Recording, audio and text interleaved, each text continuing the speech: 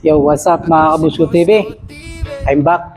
Tara, samahan niyo ako rito mga boss na panoorin at saksihan itong mga nangyayari sa ibang bansa. Ito sa paglilinis sa ilog mga boss. Linilinis nila itong ilog mga boss, no? Maalala natin nung panahon ni Tatay Digong mga boss, kung paano nila lininis yung ating mga ilog. At hindi lang ang ilog, alam niyo naman yan. Marami pa. Tulad na lang ng Manila Bay, tapos yung Boracay. So balik tayo dito mga boss. Dito mga boss, napahanga lang ako rito sa mga taong ito, no? Kasi alam nyo, sa totoo lang, iba ang pangyayari sa nakikita ko sa mga balita kumpara dito, na imbes i-widening nila itong squatter area na ito, katulad ng ating nakikita dito sa atin sa Pilipinas, dito sa kanila mga boss ay pinagtibay ang mga bahay. Nakikita nyo naman yan, diba? Unti-unti nilang kino-construct yung mga bahay. Tingnan nyo, konkreto na, hindi na yung light materials mga boss. Dito sa atin sa Pilipinas wala na, pinagbubuldos na yan. Masakit lang na isipin, pero yun talaga ang katotohanan.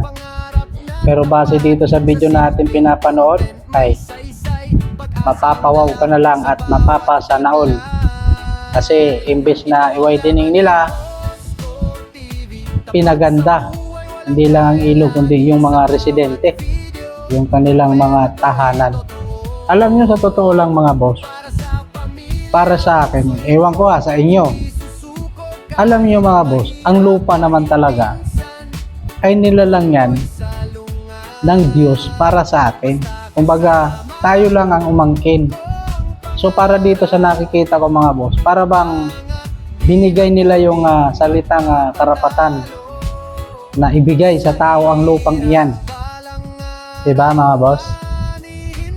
Dito sa atin kasi, pag sinabing akin yan, papalasin ka na kasi talagang kanya naman talaga, kasi binili niya may kasulatan. Pero kung tutusin mga boss, ang lupang iyan ay libreng binigay sa atin ng Panginoon. Kaya nga lang, may mga proseso tayong kailangan na sundin. Kapag ka nabili mo na at may papel ka, magiging iyo na talaga. So nakita nyo naman yung squatter area at yung ilog na malatinta ng pusit, ngayon parang kristal na. At yung light material na mga bahay na squatter area, tingnan nyo, village na mga boss, napakaganda.